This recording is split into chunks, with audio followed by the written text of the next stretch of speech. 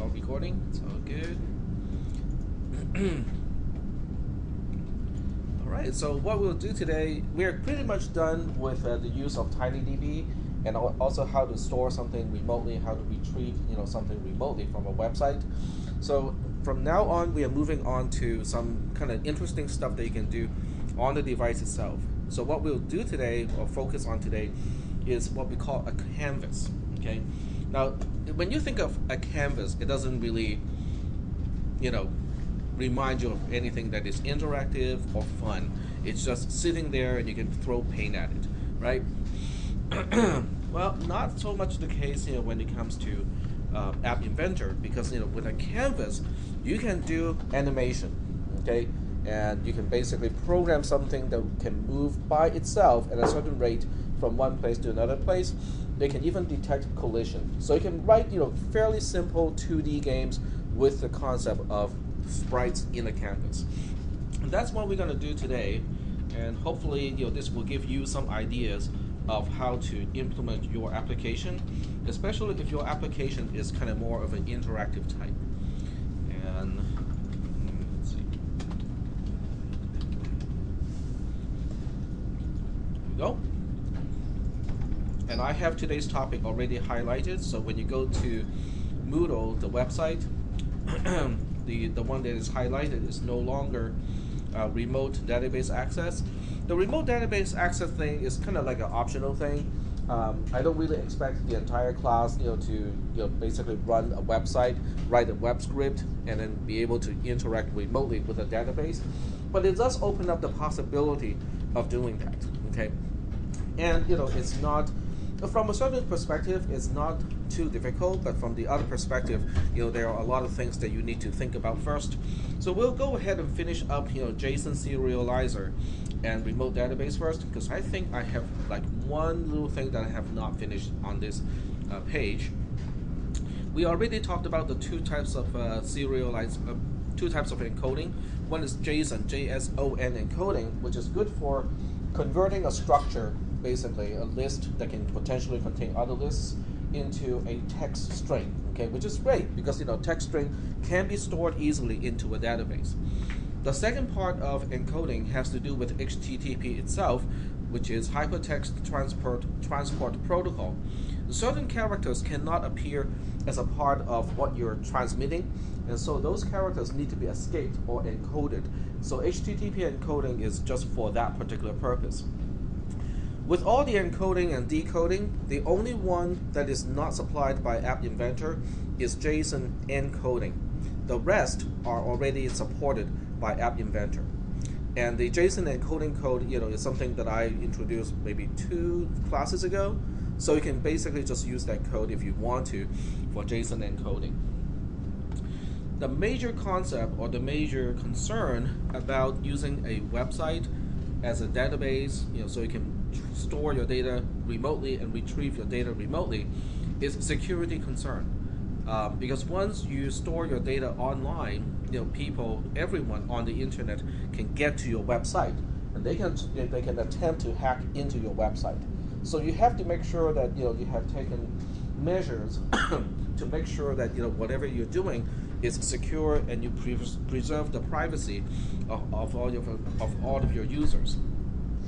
So here's a quick summary of all the security concerns, or some of the major security concerns that you have to pay attention to. We talked about this briefly on the other day. I just want to kind of go back and talk about it a little bit more in detail. The first one is server security, and it has to do with how your server is set up. Now, when I talk about how a server is set up, I'm not talking about physically where it is placed or how you lock up the room. I'm talking about how you set up the operating system. Okay, what features do you enable? What features do you disable? Do you enable any type of security features on the server itself, so that in case something happens, it can at least detect it and let you know, okay, someone is trying to hack into the website. If not, automatically set up defense, against hacking. The second part has to do with the web script itself, and this is a bigger topic. When you want to run a website, you can basically have it hosted by somebody else, where the first point is already taken care of for the most part. The second one is pretty much your own responsibility if you are writing your own web script. And there are tons of books out there that will teach you how to write PHP or Perl or Python scripts in the context of serving a web page. A lot of times, however, they only focus on, oh, this is how you connect to a MySQL database. This is how you interpret the parameters of a URL request, but not so much on the security aspect. Okay, what if someone is to submit a request that does not meet what you expect from a proper, request? Okay, so if someone intentionally malform a particular request, they can potentially gain access to the database where you are not, expecting people to have access to. So the most common technique, of attacking a web script that has connection to a database is called SQL injection. I'm not going to spend much time in this class to talk about SQL injection, but if you use a search engine, any search engine, and just look for SQL injection, you will find tons of references of what it is, how it happens, and how you can avoid your own script getting attacked by SQL injection. The solution is surprisingly simple. Okay, you just have to do things in a certain way, and you can avoid like 90% of most of the common attack vectors. But you do have to read this part and understand what is PHP and how you can access a database in PHP and how to do it safely so that SQL injection cannot be an issue. Okay. Another part is authentication, which means how do you make sure that the person or the party who's trying to access a particular part of the database is corresponding to the user of that particular account. Okay, and that's authentication. Now this is becoming a bigger and a bigger topic these days because we are putting almost everything online. Okay, it's convenient, it is there, it's almost free for the most part. So there's no reason why not to put everything online. But the question is, how secure is the authentication process?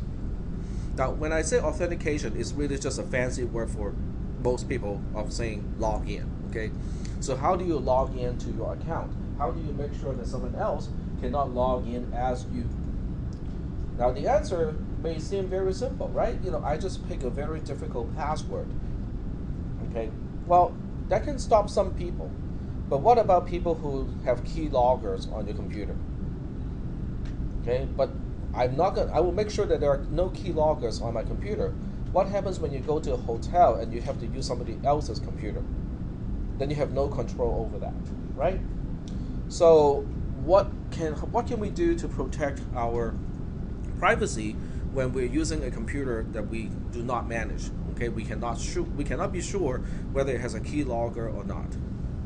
Okay, later on I have a little bit of a suggestion about that one. The last point is, if a mobile device is compromised, so if it is stolen or hacked, is there a secondary on-device authentication method so that your app will still deny access, whoever has stolen your phone, access to your database that is online? Okay, so that's also kind of like an important topic. Since we are on this topic here, how many people store your passwords using your browser? Not too many? Okay, I don't. Okay, I turn off that feature whenever I use a browser. And the reason why I do that is twofold. One, I don't want to store my password anywhere. Okay, two, I don't want to forget my password. Just in case I'm on a different computer and I have to type in the password again. If I have my password stored in the browser and rely on the browser to type in the password, most of the time I would have forgotten my own passwords to whatever account I need to access to. Alright, so moving on. If you don't want to mess around with your own authentication method, encrypting the password and all that stuff, you can use this type of technology. It is sign in with Google or Facebook or Twitter or Amazon these days. So I'm going to show you a website just to kind of illustrate what I mean by that. If you go to woods.com, one of my favorite websites, I go there every night at 10 p.m. exactly. And sometimes by 10:05 or 10:03, some stuff is gone already. The good stuff. So if you go here, okay, let's just pretend that I'm gonna buy something here. Okay, so I'm gonna buy some massive amount of batteries, like 620 AA alkaline batteries. Yeah. And I ordered 3 of those things. Add to cart. Okay, so now I have my cart already filled in. At this point, I'm not worried. Okay, if the next person comes in here and say, "Oh, okay, I have control over your computer now," but I have not authenticated yet, right? So that other person can sign in with his or her own account and pay for it. So when I click proceed to checkout, this is when it will ask me for authentication. This is what I'm talking about. Instead of using your own authentication method, which corresponds to this little box here, you can rely on Amazon or Google or Twitter or Facebook to sign in. There are many web-based merchants now that accept the alternative way of signing in. It's great from one perspective for sure. From the user's perspective, now you don't have to remember, oh, I got 26 different accounts with online merchants, and I have different usernames, different passwords, and so on and so forth, and you cannot remember which one is which one. Okay, if you have one Google account that you use for all your online purchases, that's the only password that you have to remember. But it opens up a new possibility. Is if someone hacks or has the password to your Google account, now that person can authenticate as you to all 26 online merchants, which is a problem, right? So what are we going to do with something like that? Okay, here is the answer is a 2-step authentication process. A 2-step authentication process is basically including passwords, but it also wants a number, usually like a 5 or 6 digit number that either your phone or a dedicated device will give you based on time. Okay, so it rolls, it changes every 5 minutes, 10 minutes, or whatever amount of time, but it does changes. So if someone has your password but not your key device, that person will still not be able to log in, because the second step of authentication requires matching the number that is appearing on your device or your phone. You can actually download apps that can do the same thing. And what Google or Amazon or Facebook or Twitter is expecting from your device at that particular time. Okay? They usually have a window of time like overlapping a little bit. So if you're just over that 5-minute window, it will still let you through. But if you're over by like half an hour, it's not going to let you through.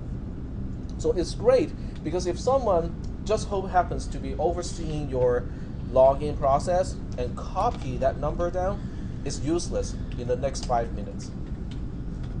Okay, and that's why this 2-step authentication process is really useful, and this goes way beyond the scope of this class. Okay, for those of you who are somewhat concerned about your online privacy and your identity, this is something that you can look into. It doesn't cost you any money.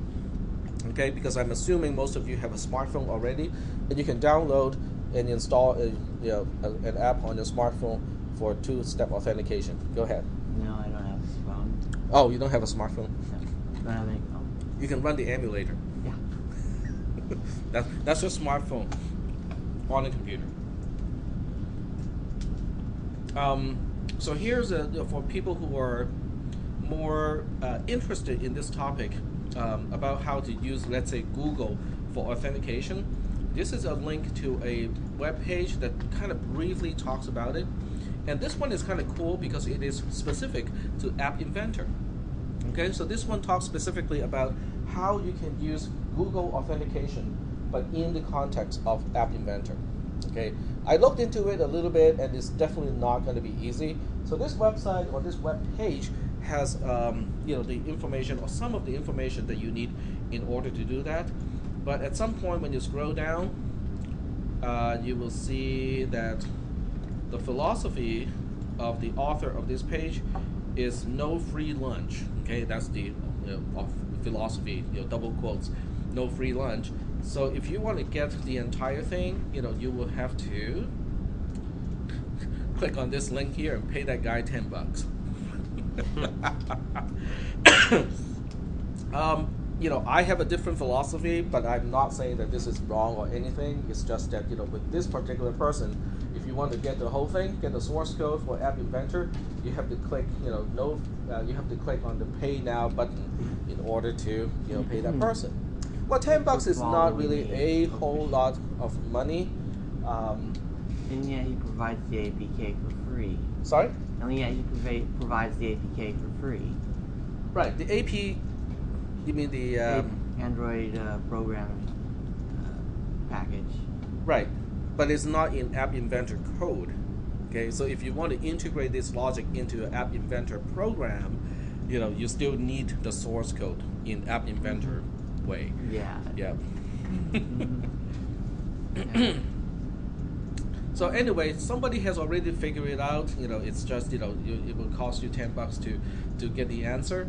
Or for those of you who are saying, you know, oh, that's $10. You know, I think I'm going to do it myself. If you want to do it yourself, you know, this is the other link. Okay, here comes the a document from Google itself.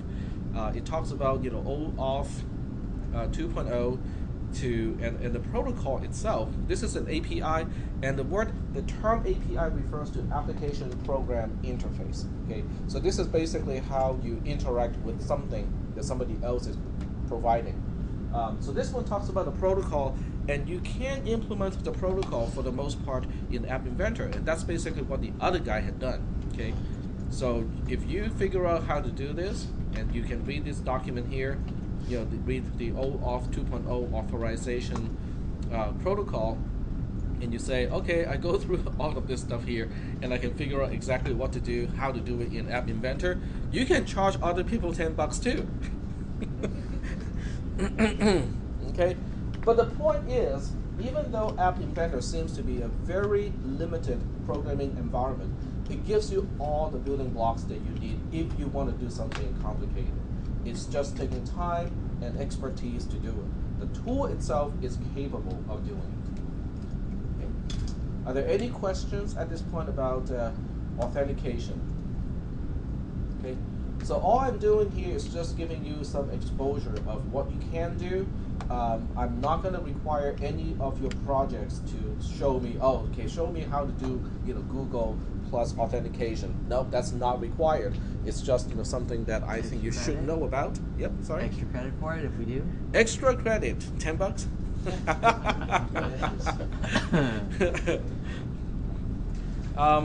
But it is something that's interesting. Don't spend too much time on it either, okay? Because when you move on to actual Android programming using the Android development kit, it is actually built in, okay? You know, Android has the Google Plus authentication part built into the kit already. So when we move away from App Inventor, it's actually in a way easier because it's already a part of the library.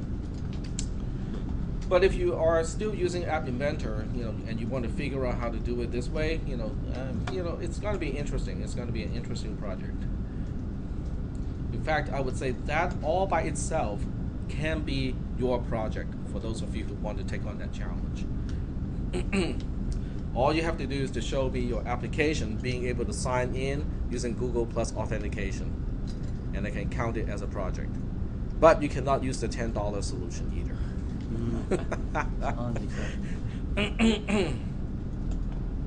Which also means that I will have to pay that $10 just to see what the solution looks like.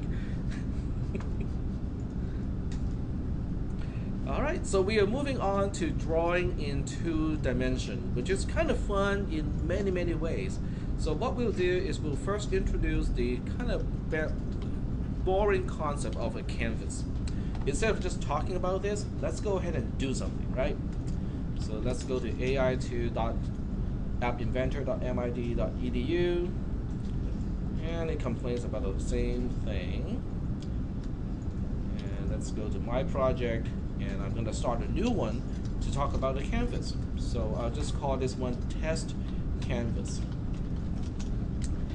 All right, and start up the virtual machine on the other side. Let's go ahead and do an AI starter. And come here, start up the emulator.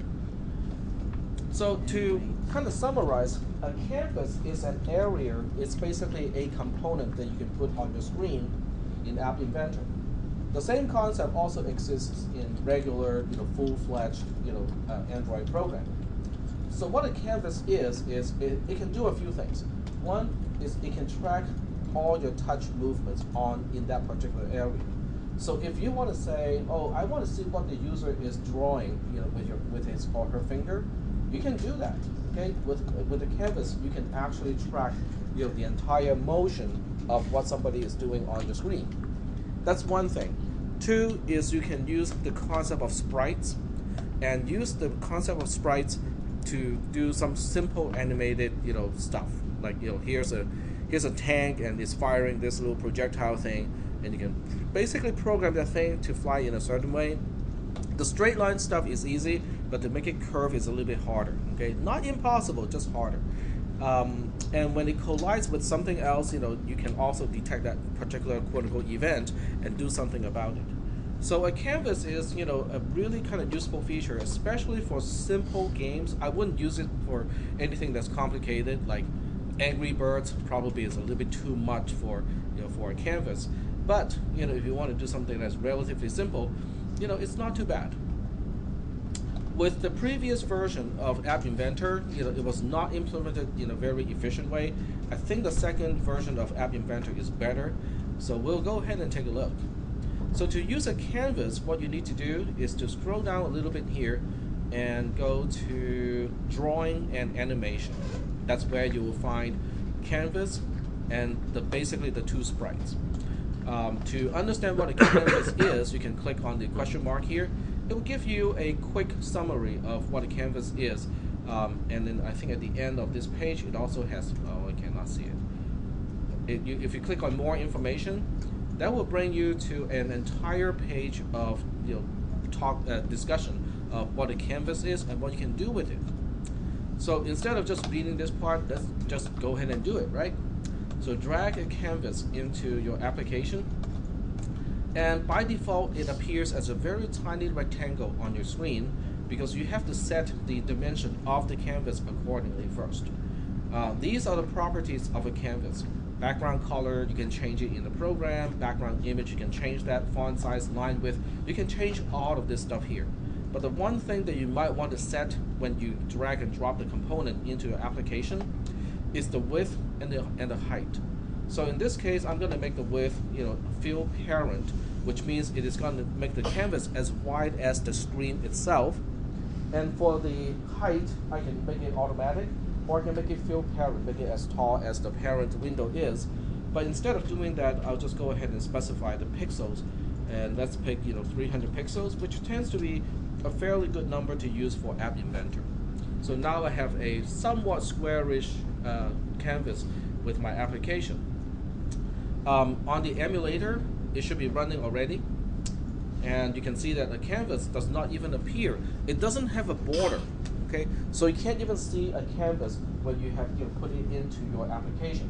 Now, the part about not having a border is actually nice, because now you can integrate a canvas into the rest of your screen without any seams. Okay, now if you want to highlight it and say this is the canvas area, you can always do that inside the canvas. You can always draw a line around the border of your canvas.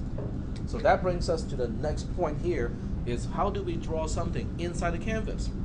The best way to learn about the canvas is, well, you can read the documentation, or you can go to blocks and click on canvas 1, because we have one canvas already, and you can just look at this list here and say, oh, okay, so these are the things that we can do with a canvas. It has a lot of events. I'm just going to quickly go over some of these events, and then we'll only talk about like a few today, because there are just really too many of these. The first one is when canvas1.dragged. In other words, if you touch on a canvas and without lifting your finger, you start to do something like this, it's called a drag, okay? And that is the event that is triggered when you just touch the screen in the canvas and just move around inside the canvas. It has a lot of parameters.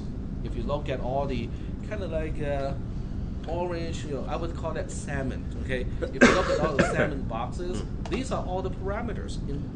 In other words, every time this particular event is triggered, the system will provide all of those extra information to you, like the current position of the finger, its previous location, and so on and so forth. Okay, it can be very helpful. We'll talk about this later. Flung is interesting. Flung means something is touched and basically flicked. It applies to a sprite. Okay, so if you're touching on the sprite, we'll talk about what a sprite is. So if you touch on a particular thing called a sprite and you move, then the flung event is going to happen.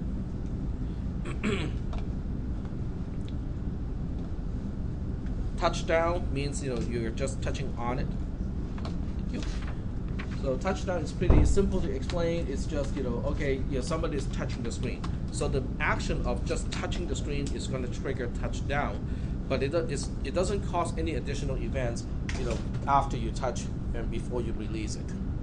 When you release your finger, it will cause a touch up event, and a touched event is related to a sprite. So this only gets triggered if you're touching a particular thing inside the canvas called a sprite. So we'll talk about a sprite later too. Okay, so those are the events related to a canvas. But in addition to all the stuff they can respond to, it also has a lot of cool stuff they can do, like clearing the entire screen. That's not really a whole lot of fun. You're just starting with a new canvas.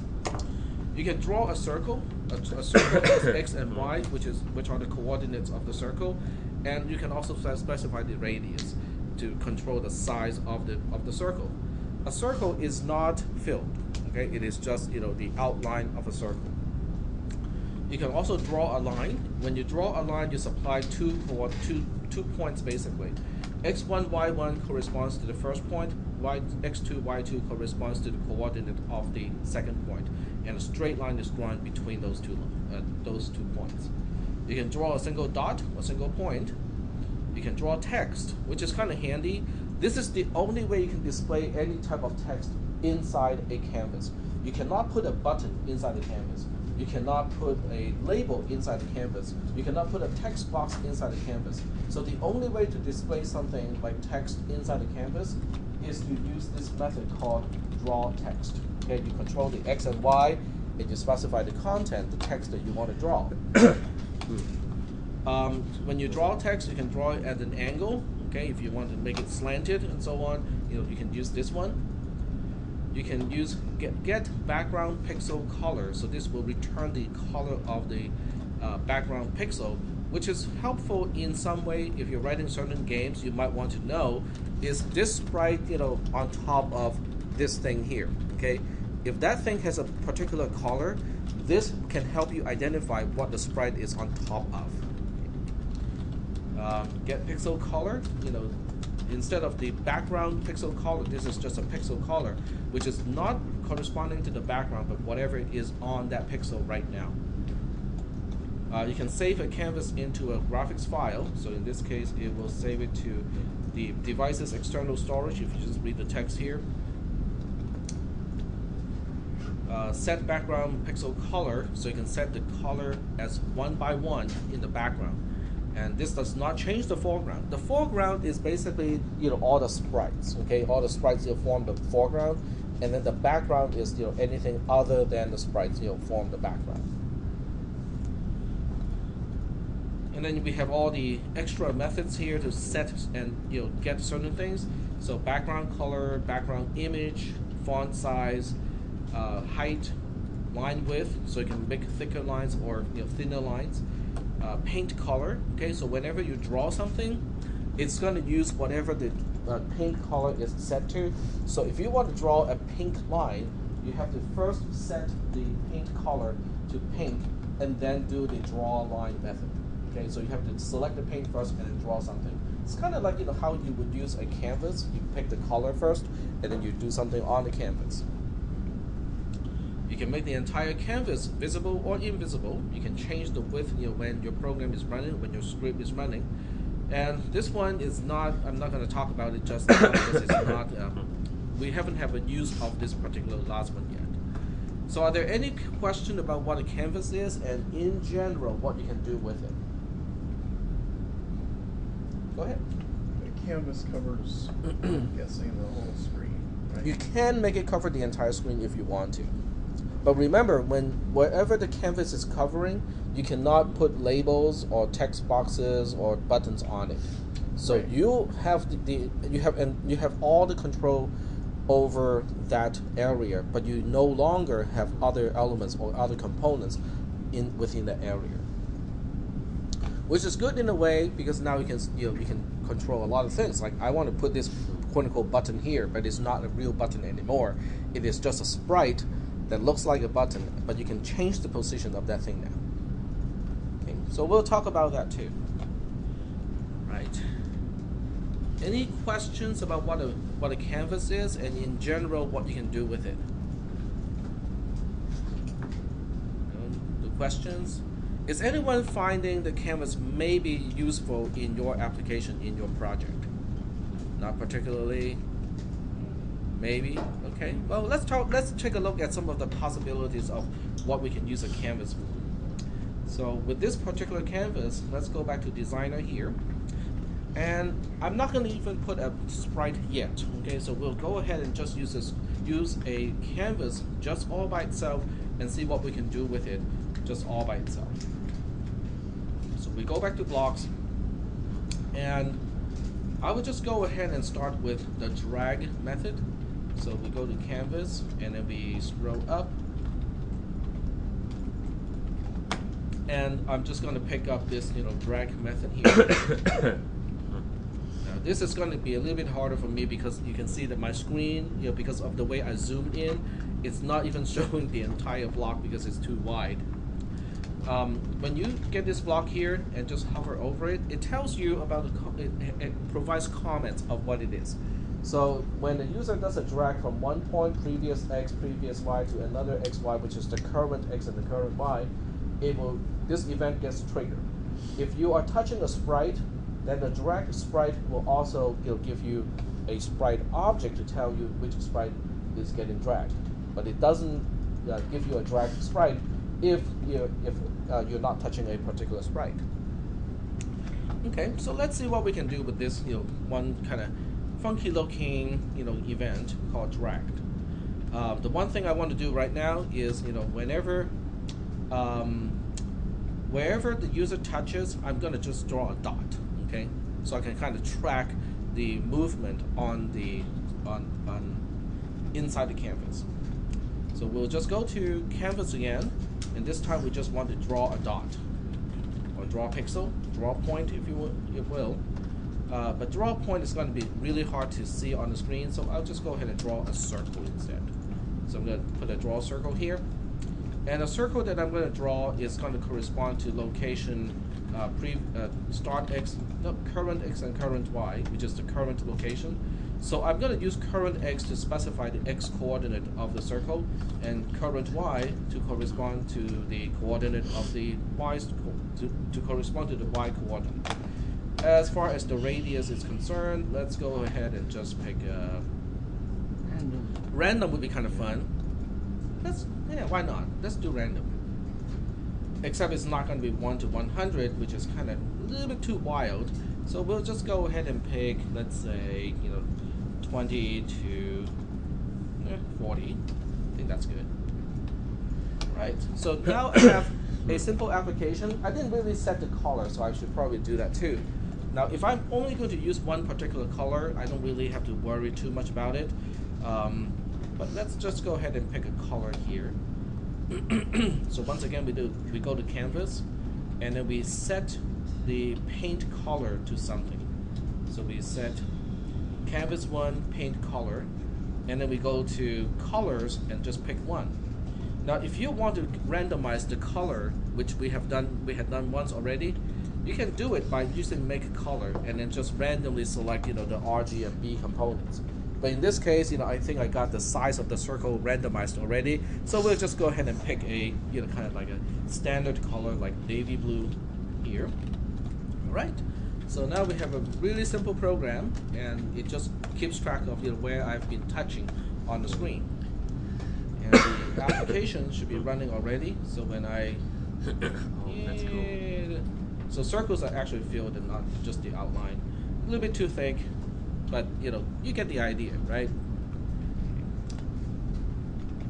And if I want to clear the screen, I don't have a way to clear the screen right now, because the only thing I'm doing with this application is to paint, you know, some additional stuff on it. So what I can do is go to Canvas 1 again, and this time I'm going to use Touch Up to say, okay, when I release my finger, if I'm no longer touching the screen, clear the screen. That's all I'm going to do. So I go to Canvas again and call Canvas 1 clear when I'm no longer touching the screen. So the blue dots will only appear when I'm doing something on the screen, when I'm touching it, but as soon as I release my finger and stop touching it, the screen will clear all by itself. So let's switch back to the emulator and just make sure that is the behavior. There we go. So I will draw something here, and as soon as I stop and release the mouse button, which is corresponding to not touching the screen anymore, it clears itself. Are there any questions about this little application so far? You cannot do this without a canvas, not in App Inventor. Okay, so if you want to track touch movement and dragging and stuff like that, you have to utilize the concept of a canvas. Are we still doing okay so far at this point? Yep, go ahead. Say again? I said, would this sort of thing work with like a slide volume control? If you want to do a slider, there are easier ways to do it. If you just want a slider, you want to go to there is a built-in component that can do it already. If a slider is what you want, you can just pick out a spot slider here, and that's a whole lot easier than having to track everything yourself. Yep. On the other hand, if you want to use a knob, it is complicated. Okay, let me just rephrase and explain what I meant by that. So let's just say that you want to make your application look really, really retro. Okay, so you take a picture of the of a 16-year-old stereo set with that really, really nice brushed metallic knob for volume control, and you say, I want to use that in my application to control something. Okay, so someone can drag the perimeter of that circle and control, and dial in a setting. All right, that's actually a lot harder than it sounds, because what you need to do is now to track the touch point, okay, where the user is touching, and change the dial accordingly, and track the angle of the dial all the time. Okay. I've done it once. It's just not as easy as what most people think. In the previous time I taught this class, people have to write a game. It's like a remote control car. So you have a little remote control card. You're looking from above, and you have the typical control of a RC car. You have the velocity and a dial to control the direction of the car. That was actually somewhat difficult. There's a lot of math involved in that particular application. All right, so let's move on and talk about some other stuff that you can do with the canvas. Draw text, well, we can show it, but it's not going to be very exciting. But it's still worth it to kind of show that.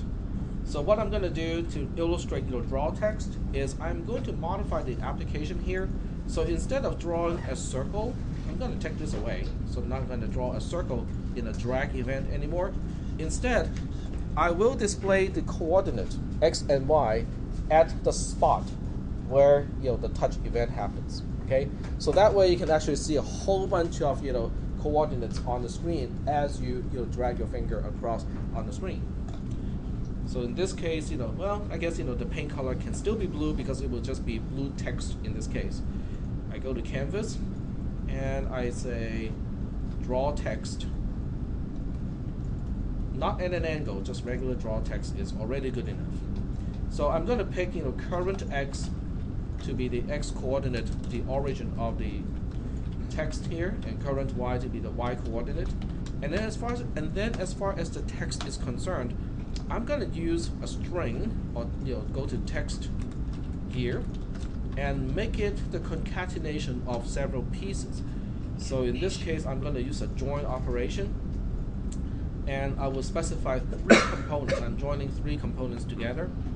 The 3 components are basically the current x, which is a number, and the literal text here, which is a comma, so I can separate the x coordinate from the y coordinate, and the current y coordinate of the point that I'm touching. Okay, so now I have just changed my application so that instead of drawing a blue circle of varying sizes, and as I drag my mouse around, it's going to draw some text, okay, to represent the coordinate of where I have just touched. So let's go to the application again and make it happen. Yeah. You can't really read, well, you can kind of read it, you know, a little bit. No.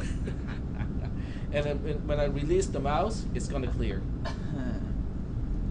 If you drag it really fast, you can see that, you know, the upper left corner is 0, 0, and then the lower right corner is the maximum in both axes.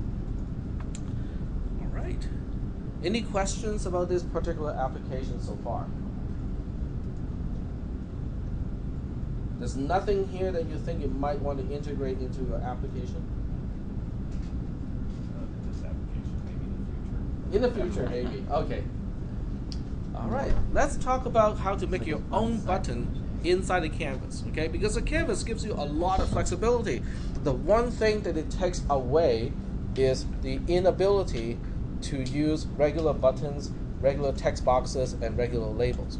Labels is not a concern because we can use draw text and basically accomplish the same thing. But what about buttons? How do we implement the concept of a button? Like if I click this, I want to start an action of some kind. Okay. So what you want to do in the case of a button is to use the concept of a sprite to help you out. Okay. So we'll go ahead and take a look at sprite here, and I'll explain what it is. So we go to drawing and animation, and then we go to particularly image sprite and look at the help screen here. It's a little bit long. Okay, let me go to more information. Okay, so here's the information about an image sprite. A sprite that can be placed on the canvas where it can react to touches and drags, interact with other sprites and canvas, and move according to its property values.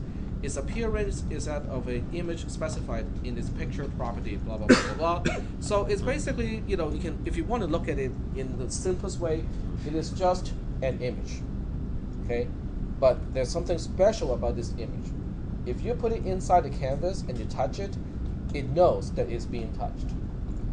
You can drag it around. If you drag it, the the flung event will happen, okay? So let's go ahead and take a look at a sprite and how we can use it as a replacement of a button. So right now I'm going to do something that most of you probably don't want to do. I'm going to draw a button. Or you can download a button image if you want to. I mean, that's, you know, that's okay too. So I'm going to create a button, and fortunately in the GIMP it has, you know, stuff like this. So I can just go ahead and click it and create a button and say, like me. You can control the font size, upper left corner color, lower right corner color, text color, heading, pressed. So you can have 2 of these buttons, one to represent the button being pressed, and the other one to represent the button when it's not being pressed. Okay, a sprite can change its image. So what you can do is to emulate a button being clicked by saying, okay, if this thing is being touched, change it to the pressed image.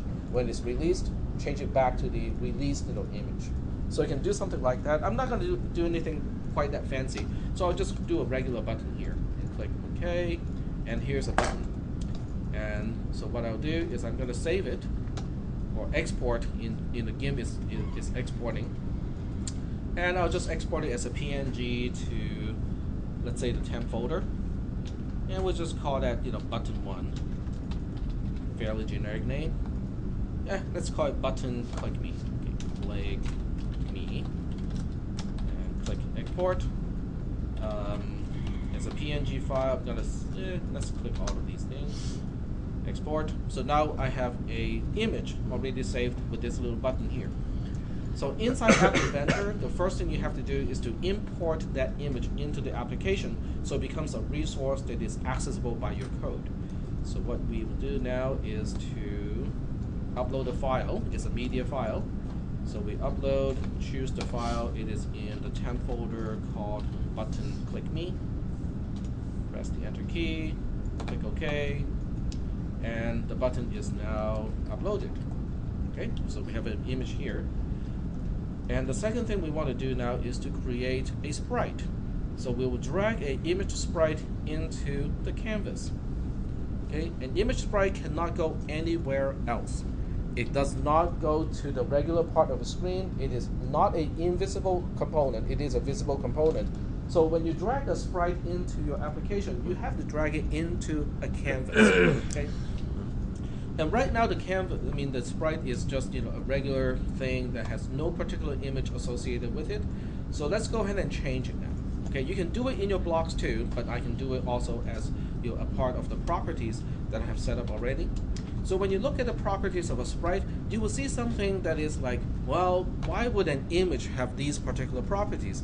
Like heading, interval, picture we can kind of understand, rotate, speed. What is the speed of an image?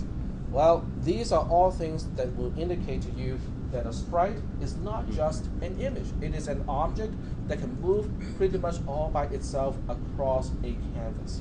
Okay, you can set the speed, you can set the interval, how frequently it should be updated. Well, I take it back. Interval is a period, it's not a frequency. So you're specifying the number of milliseconds between the updates. Okay, you can specify the heading. So you can say, okay, go this way, go the other way, go backwards. Okay, it's up to you. You can also use it for rotation. You can rotate an image, or you can rotate a sprite, and that's why you can make a knob. Okay, if you want to make a knob, you can actually make a knob. It's just the math part of it is harder. Currently the XY coordinate is corresponding to the coordinate of this one here. So the only thing we might want to change is just the picture. So instead of none, we specify click me. And you can see that click me is now on the screen here, and I can move the position to wherever I want it, just like that. Okay. So let's go ahead and see what it looks like in the application. This is really just a preview of what it should look like, but what it actually looks like is this, which is pretty close. That's pretty close to what is displayed in the preview. Okay. Next thing we want to do is to actually see if we can click it, right? How do we know that this button is being clicked? So let's go ahead and specify some code to do this part. So we go to blocks, the blocks view, and a sprite doesn't really a sprite has its own events. So you can detect when it's colliding with something, because if it can move, eventually it might run into something. When it does run into something, the collide with event will occur. Then you can say, oh, okay, my sprite just ran into something. Is there something for me to do, like play an explosion sound or something like that? Okay, if you're writing a game. You can drag a sprite, so the sprite itself knows that your finger is on it and you're touching it and you're trying to move it around. If your sprite is moving and is hitting the edge of the canvas, this event will happen. If you are flinging your sprite, like just linearly going in one direction, the fling event will happen. But all I really want to do is to say touchdown. Okay, is the sprite being touched at this point? So let's go ahead and pick this one.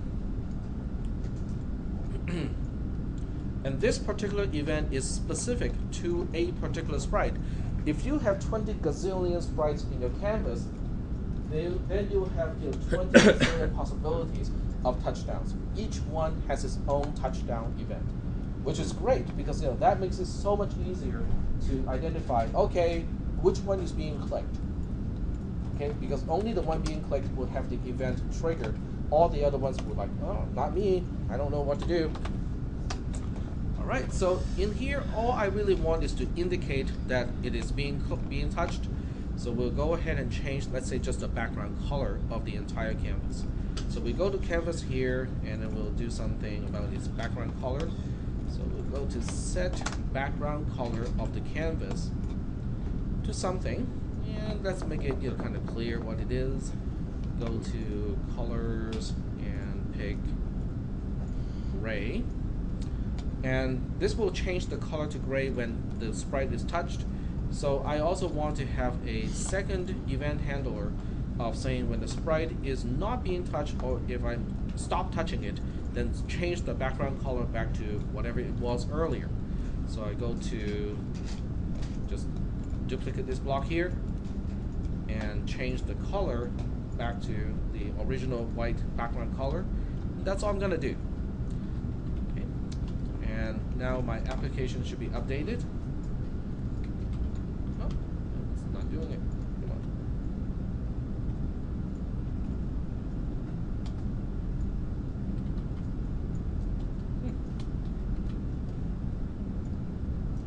The other part is still running, but the sprite is not getting the touchdown.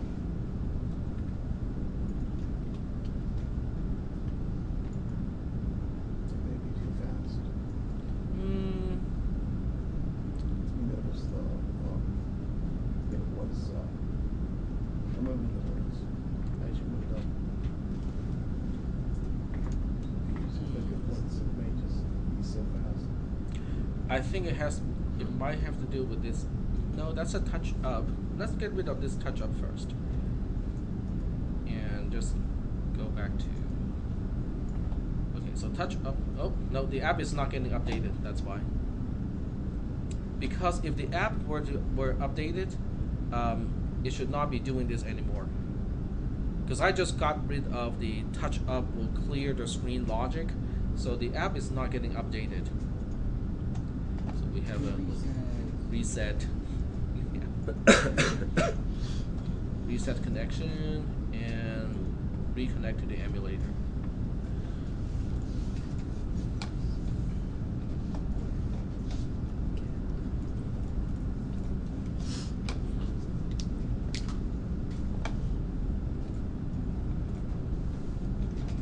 Are there any questions about buttons and canvas and sprites at this point? Questions?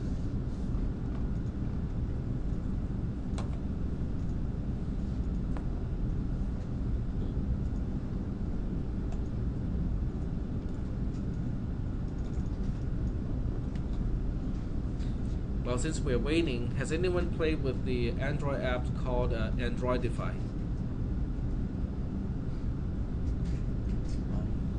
It's fun, it will still take a little bit longer here, so I'm gonna switch to Androidify.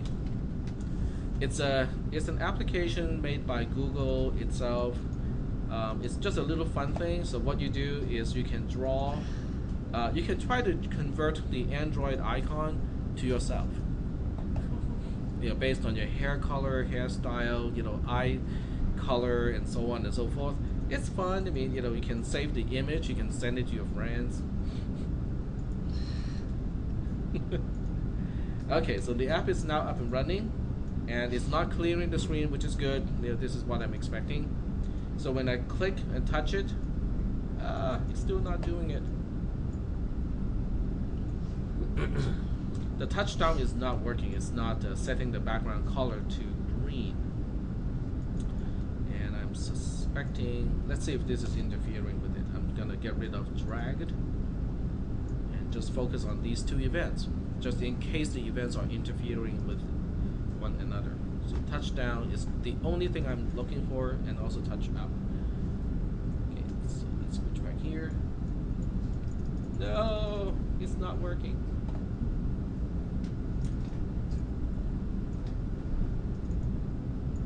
That's not nice.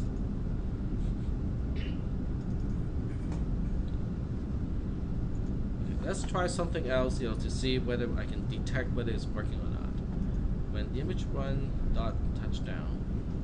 When the user begins touching the sprite, places finger on sprite and leaves it there, provides the XY position of the touch relative to the upper left of the canvas.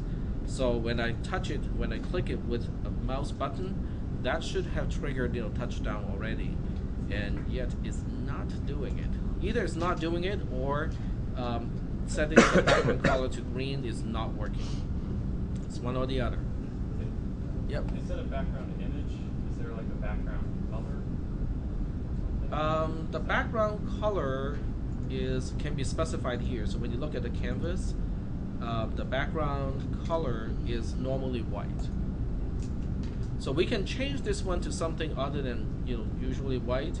Let's change it to orange and see if the app is now updated.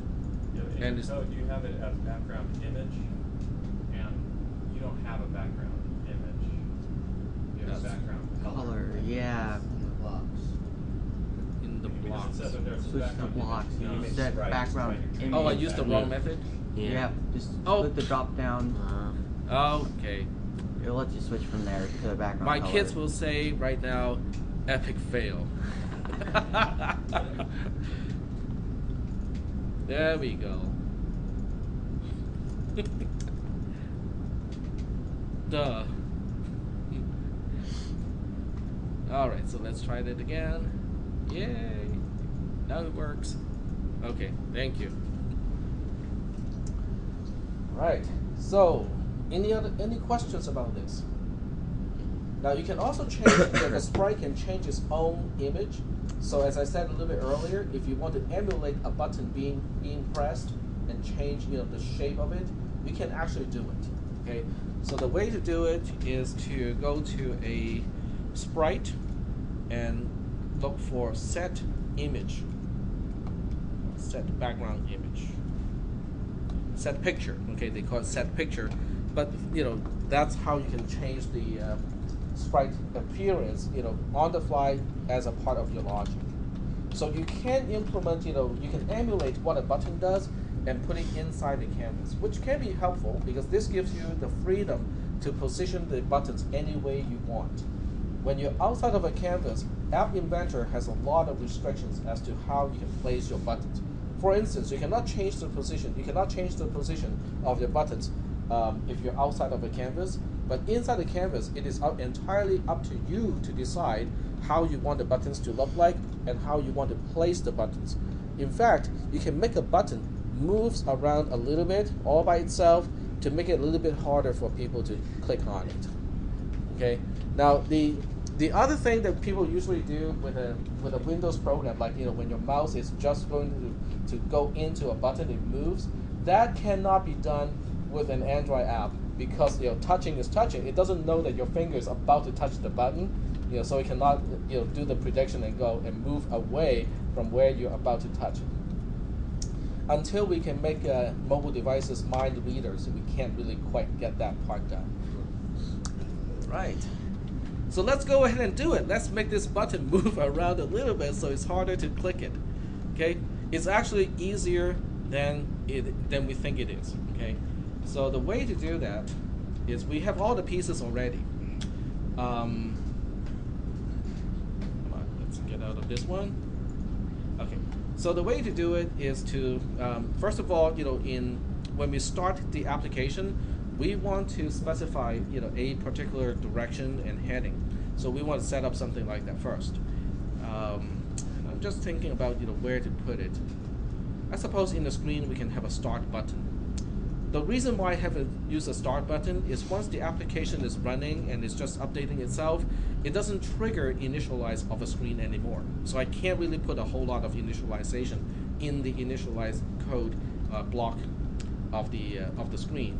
So I'm just going to use a button to trigger the operation, and I'll just say start. Go to the text here. There we go. So we have a regular button here just to trigger the movement of the button. Then we go back to blocks and then pay attention to button 1 and say if it is clicked, we'll start the whole thing. We'll start the whole thing rolling. So how do we start this whole thing rolling? Well, we have to set the speed and the heading of the button. Okay, and we can randomize one or the other or both of those. So we go to image sprite 1, scroll down on this list, and say set image sprite 1 dot heading to something that's randomized. Okay, the heading is in degrees, so it's from 0 to 359 degrees. So we'll go ahead and go to math here, and just pick a random number from 0 to 359. So that will basically set the direction of where it's going, and then we can also change the speed. So we'll go to image sprite 1 again, and this time we're going to change its speed. So we'll go to set image sprite 1 dot speed to, well, we can randomize that as well. Oh, we have a warning.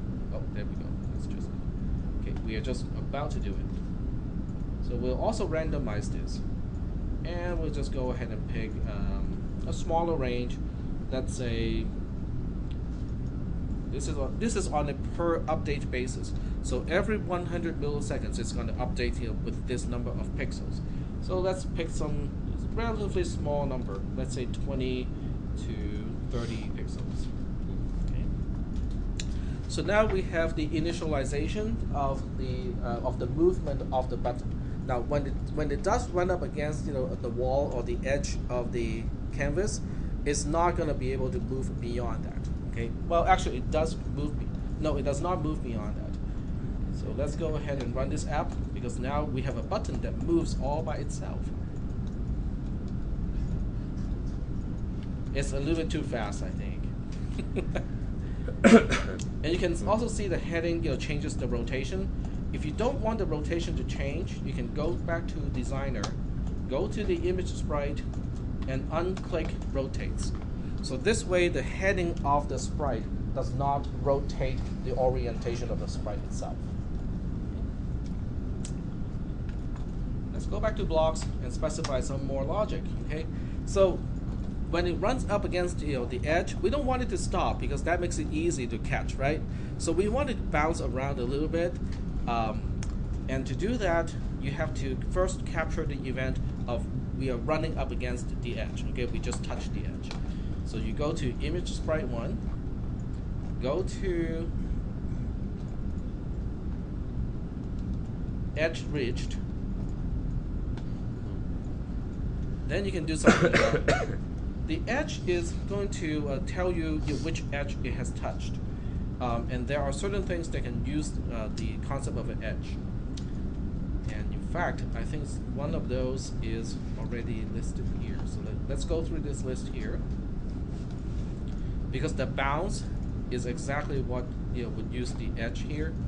So depending on which edge you have touched, you can say, okay, bounce off of that edge.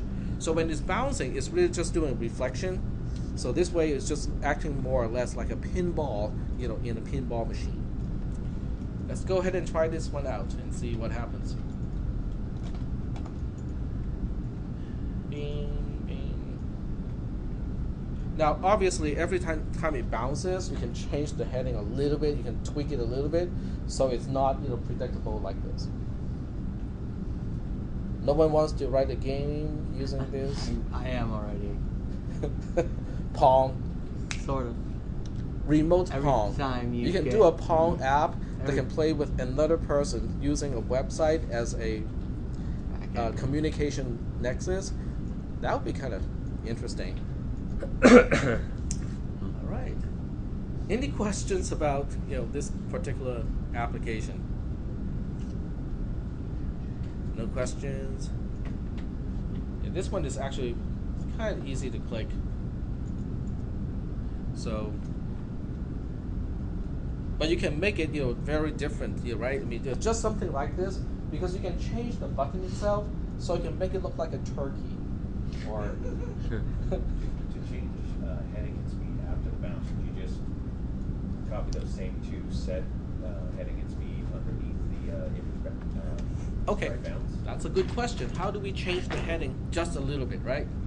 Now we don't want to change it too dramatically because otherwise it doesn't look like it's bouncing. It looks like it's like going all over the place, right? So what you want to do is after you do the bounce here, you want to randomize the heading after the bounce event a little bit. So when you go to image sprite 1 and you go to the properties that you can change, you can get back its current heading. Okay, using this particular block here, you can get back the current heading. So what you want to do is to add or subtract a small number to it, like plus or minus 5 degrees or something like that. Then the bouncing is no longer like completely predictable. It will be off by a little bit, but that part is randomized. Okay, let's go ahead and do it. And I don't see any reason why not to demonstrate this part here. So you still need the bounce back. Okay, the bounce is first because you need the action to do the reflection. Okay, but then you can set the new heading again to something else. So you just tweak it. Okay, you take whatever the bounce is coming back with you, and you tweak it a little bit. So now you have to rely on math. This is the part that I really do not like about this particular programming environment, is to do something simple like just adding something. You have to drag and drop 20 gazillion things. So we have to go back to image sprite 1, get its current heading. So we say get image sprite 1 dot heading. That's one of the things you want to add. And then the other part of what you want to add is just a random number. So now you can go back to picking a random number, but this time it's not always positive because you can specify a positive and negative range here. So I can say negative 10 to positive 10 degrees. So this time when it's bouncing, it's no longer bouncing predictably. Sometimes it's bouncing a little bit less, sometimes it's bouncing a little bit more. So let's double check. And you can see that's actually happening right now. In fact, I can click start again, which starts off with something that is predictable. And now you can see that every time it bounces back, the angles change a little bit. Not a whole lot, just a little bit. I do have to say, App Inventor 2.0, which is what we are using in this class, is a little bit more efficient than the previous version of App Inventor when it comes to the implementation of animated sprites within a canvas. So it does open up some possibilities of games and stuff like that. Any questions about this little application up to this point?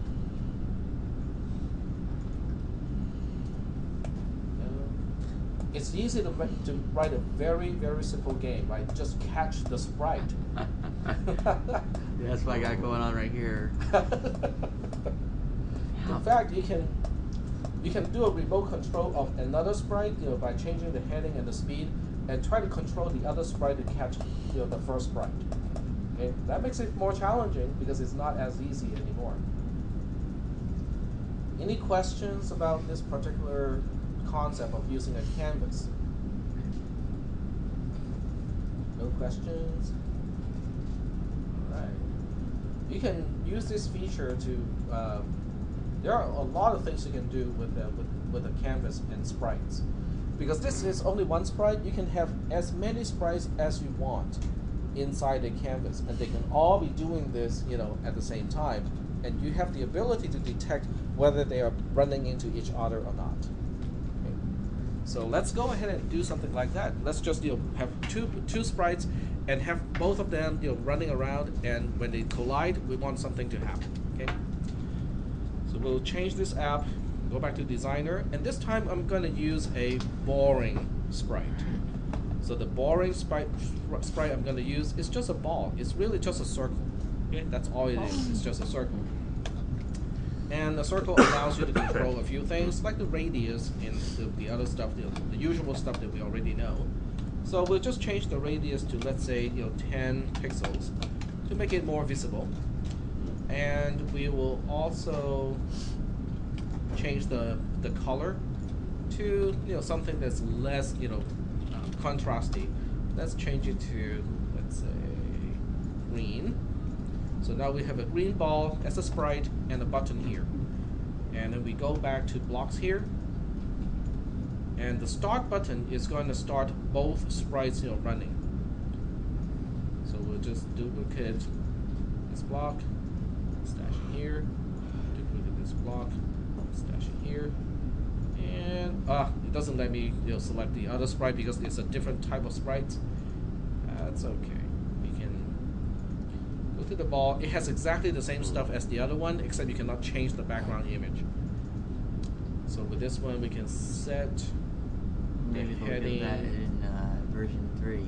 Sorry? So maybe they'll do that with version 3. Well, you can submit a request.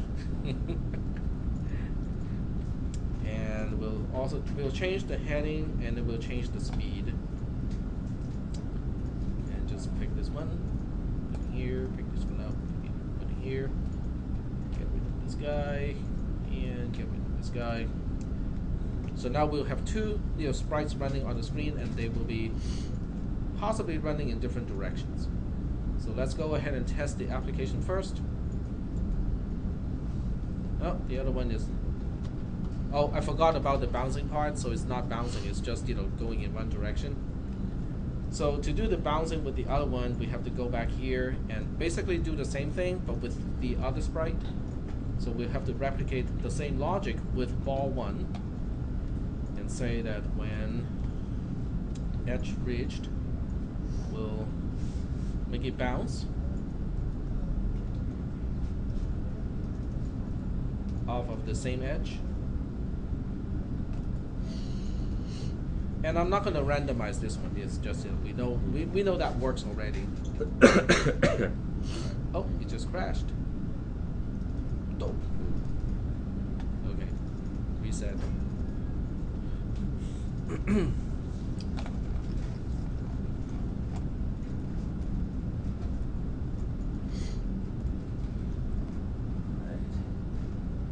This would be one thing you can also do is you can use this in place of a password authentication, is to store like a certain draw pattern, and then try to match the draw pattern with what is already stored.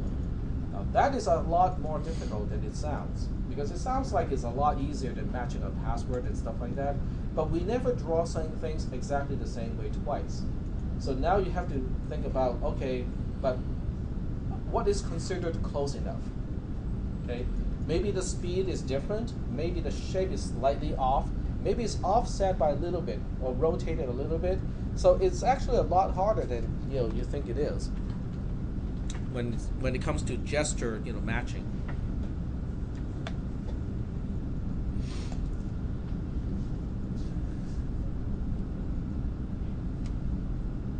It's getting there.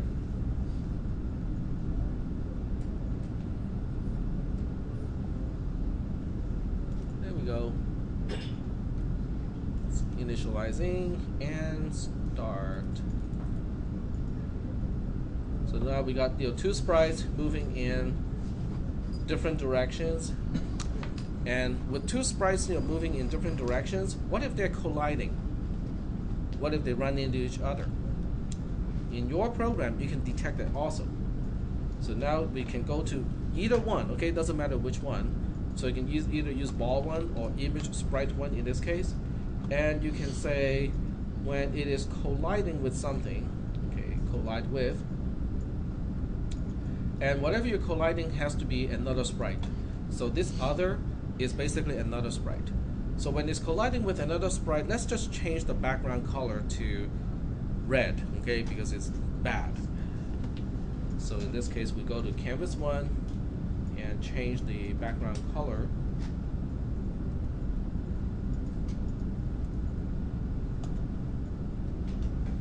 set background color to red. Now, but this means once it is colliding, we set the background color to red. But when they're no longer colliding, the background color will still be red, which is not necessarily of what we want.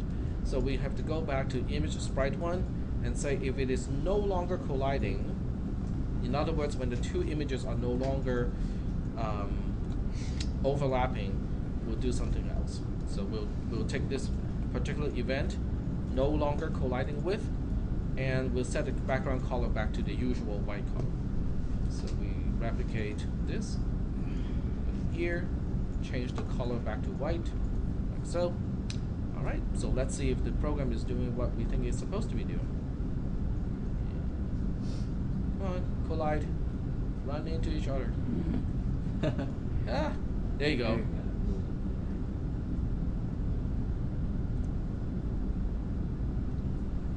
There you go. Yeah, so it works. Double pong. Double pong. Double pong. So, but you can see how quickly and easily you can put together something that has, a simple animation to it. Okay, there's nothing really complicated here. We are not basically throwing a curve or anything like that. How do you do a curve? You can change the heading. Okay, just change the heading every so often. But how do we know every so often? What is every so often? Use a timer. Okay, so use a timer to help you decide when to change the heading of a sprite. Then you can basically resemble a trajectory of a projectile. Like if you throw something, it becomes a parabola, right? You can make it go around in a circle. If you keep updating the heading, and just keep changing it by a certain degree each time, then it basically draws a circle. So there are a lot of possibilities, with sprites. I mean, with a canvas and sprites inside the canvas, you can do a lot of fun stuff with it. Any questions about this part? You guys are still thinking it won't? You don't need to include a canvas in your application? There's a lot of stuff you can do. I mean, that really is a lot of stuff you can do with the canvas. It's up to you to decide, what you want to do with it. No questions? All right. Well, if there are no questions, we are running out of time today. What I do want you guys to do is to kind of integrate all the stuff that we have talked about up to this point and think about the application that you want to develop for this class and see if you can start to incorporate some of those concepts and features into the design of your application. Okay, like something that you used to think, okay, I'm not quite sure how to do this, or is it even doable? But now that we have talked about, TinyDB, how to store something remotely, the canvas and stuff like that, you can rethink about your project and think, okay, oh, I didn't know I could do this before. Okay, now I think I want to update my app proposal to do something else. Okay, or some additional stuff that I want to do. So think about it, and then next week I'll give you guys a quote-unquote assignment, which is your project proposal number 2. Okay, revise it. Okay, tell me after knowing what you now know how you want to change your project, or you can tell me I don't want any change. It's good the way it was. Okay. All right. So you guys have a nice weekend. I'll see you on Monday.